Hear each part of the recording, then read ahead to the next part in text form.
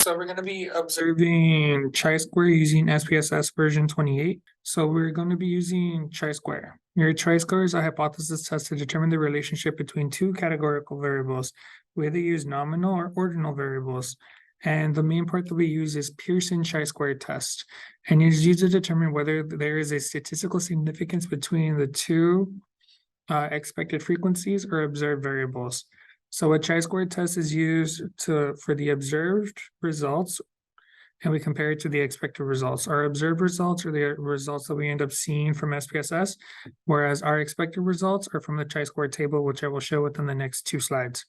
And the purpose of this test is to determine if there is a difference between the observed data or SPSS data and your expected data, which is the data from the chart, to see if it is due to chance or if there is a relationship between the two variables that could occur. So what is a good chi-square value? For the math portion, which is the next bullet point over, this one we don't have to focus as much because we're able to just type it into SPSS and it'll do the math for us. But for an explanation of it, we can use the distribution, which is no more than 20% of the expected counts. And it should be a 2x2 matrix where the counts could be 1 or greater, but the table overall should be 5 or greater within its counts. And what is a chi-square goodness fit test?